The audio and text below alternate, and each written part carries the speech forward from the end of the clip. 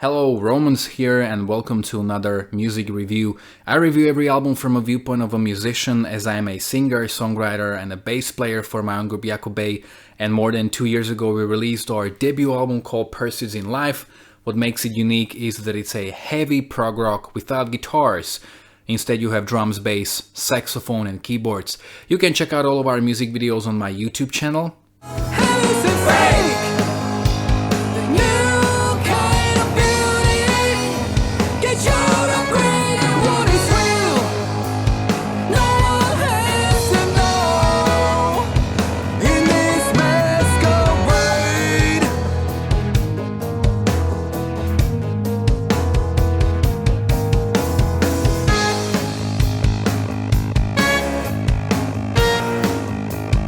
And in the description of all these videos you will find all the information about where is the record available. It's available on all digital platforms like Spotify, Tidal, Deezer, iTunes, Amazon, Bandcamp, but also in this digipack version of a CD with a very beautifully illustrated 20 pages long booklet.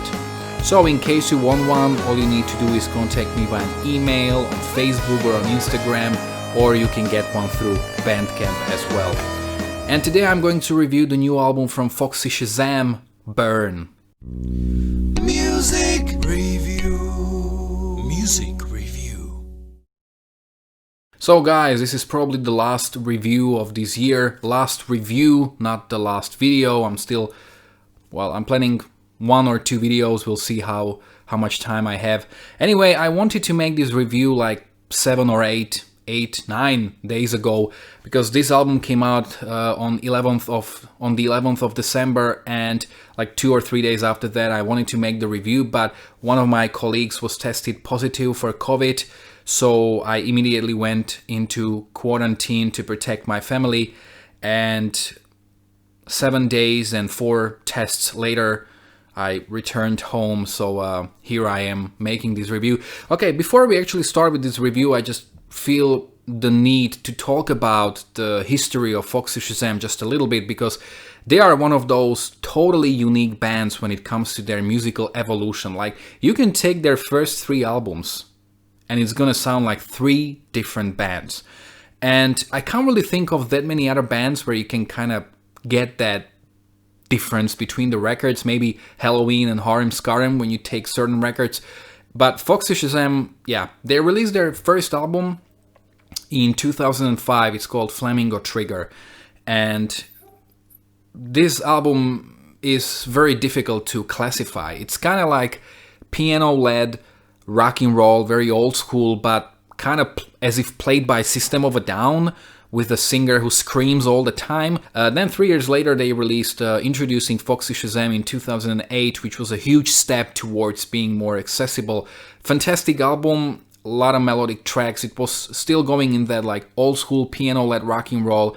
Occasional screams, but very musical and kind of working for tracks, but still very strange take on the genre in a good way. I love how peculiar the record can be at times. Just listen to the track Dangerous Man. Then in 2010 they released their self-titled album, so Foxy Shazam, and this was a very optimistic, bright and very poppy album where every song is kind of like a hit. And this was, I think, their breakthrough album. Very melodic, I like it. It kind of reminds me of The Darkness, especially their second album, One Way Ticket to Hell and Back. Then their 4th album, The Church of Rock and Roll from 2012, which was actually my introduction to the band, kind of took that style of the 3rd album and they just gave it such a huge production. You had gospel vocals, and that was really a huge record. Another great one. And then with their previous album, Gonzo from 2014, it seems like they took the opposite approach. Basically, very minimalistic arrangements, kind of making the album a little harder to get into, but I loved it even more because of it. But songwriting was really great. And then they kind of broke up. They went on a hiatus, and 6 years later, here we have the new album. Also, the singer Eric Nelly, probably the biggest thing he has done so far is his collaboration with Macklemore, the track Downtown. And I remember when I had a lesson with kids at primary school and we had kind of a freer lesson, so I told them, give me some names of tracks, we can listen to them. They said Macklemore, Downtown. I was like, okay. I played it and there is this moment where Eric comes on a motorbike, he starts singing. I was like, hey, that's the singer from Foxy Shazam! And the kids were like, what is Foxy Shazam? I was like, okay. So anyway, they've been hinting at the new album for most of the year, to the point where I was so nervous. I was like, come on, give us a date or something. When are you gonna release this record? And I was actually led to believe that the album was gonna be released next year. But like 2 months ago, they dropped the date, 11th of December. So I checked it out. As of now, I've heard it 9 times. So let's dive right into the review. The album opens up with the title track, Burn, which is this piano-led, very optimistic, poppy, but punchy Foxy Shazam that sounds both familiar and fresh at the same time.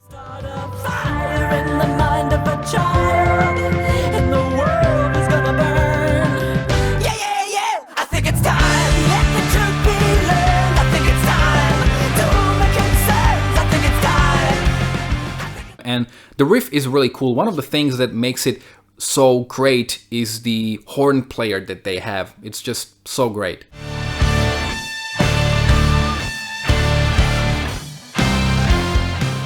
The second track, Dreamer, is the one they shot a music video for, and it's kind of like Meatloaf meets The Darkness. It's a very catchy, love this track.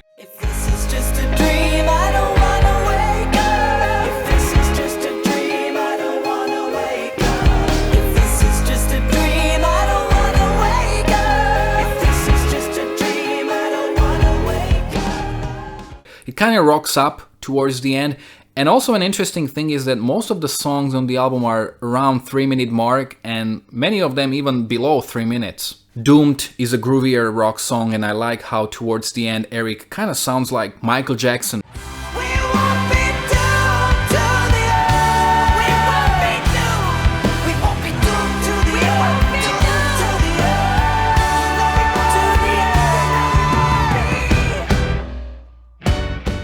Dreamscape 2020 is one of the 2 longer tracks on the album. By longer, I mean it's around 5 minutes long.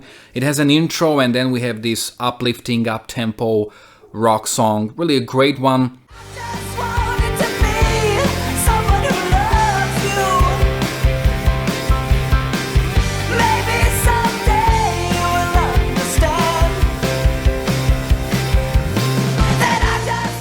The ending is a bit weird though. I mean, at certain point, as the chorus is being repeated, there's just this huge volume drop, and then the speed of the track is being experimented with, and with it the pitch is changing. You know, it's higher when it's faster, it's lower when it's slower.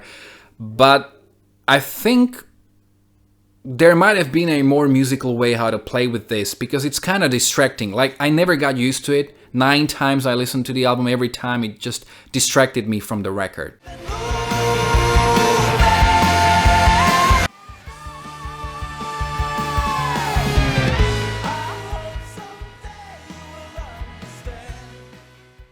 Never Ever, this is one of the 2 WTF moments on the record, and this is unlike anything I've heard from Foxy Shazam, so thumbs up for experimenting, but it's kind of like a song based mainly on vocals, and based on one review that I've read, the lead vocals are handled not just by Eric, but mostly by the drummer. There's very little information about the record, and even Eric is mostly in the background, and we hear some subtle keys, and it has a very gospel funeral-like atmosphere, and with this it kind of reminds me of the album The Final Cut from Pink Floyd.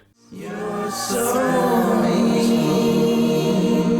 I think you get the gist. It's like the world moves around your world. With the next track, In My Mind, we go back to that Foxy Shazam-like rock and roll with horns. I'm talking like fuck it all. We could be free. Yeah. And let the beauty overpower my innocence. And the blood rushes to my head. SYAAF, or Say You Are a Friend, which I think the shortcut stands for, is another great tune, kind of in that Britpop territory, and those horns are just making the whole music so much more juicy.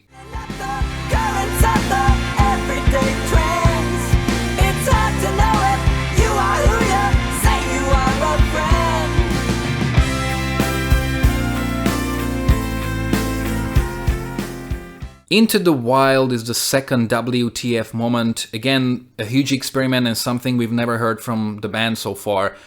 And this is a collaboration, a very auto-tuned collaboration with some rapper, I guess. And it kind of dwells in that hip-hop territory. But honestly, it's just so weird and out of place.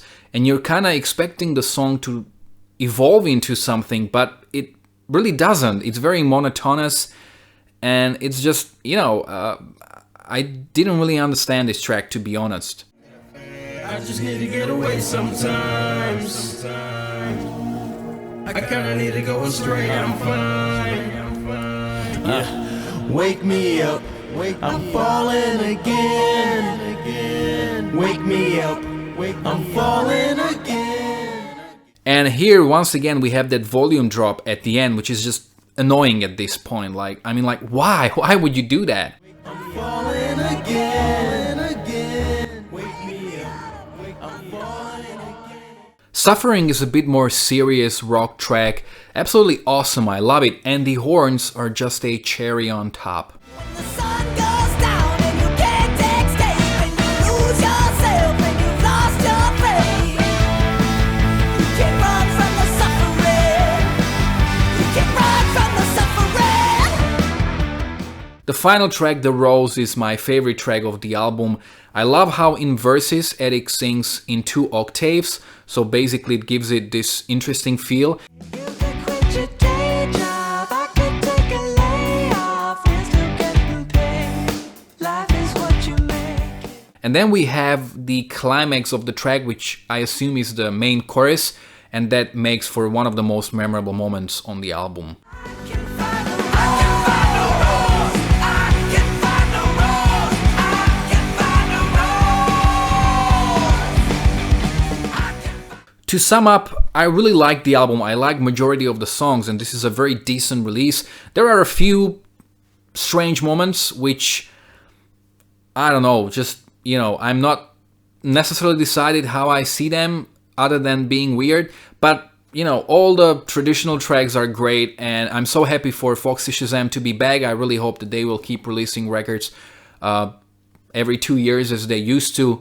Yeah, if you have never heard about this band, check out their records. I think they're very interesting. If you liked this video and if you like the videos I'm making, consider supporting me by purchasing my debut album Pursuits in Life, because I include audio samples in my videos and thus I make the reviews the most informative and entertaining to watch. I usually run a risk of getting a copyright claim, meaning that I won't ever earn any money from these videos, and whatever money I earn goes to the author of those tracks. I have no problems with that. But the best and the only way how you can support me is by buying my debut album, and I think you're gonna really like it. Have you heard this album already? You can let me know in the comment section below whether you agreed or disagreed with me. If you are a Foxy Shazam fan, you can let me know how well do you think it compares to their previous albums. Also let me know what do you think about certain experimentations on this album, if you are on board with my opinion or you have a different one. You can follow me on Facebook or on Instagram. You can find links to both in the description of this video below. Also, if you like this review, don't forget to like, to share, to subscribe. You can check out my own original music, my live performances, my worst to best series, and quite a lot of other reviews as well. Thanks a lot for watching.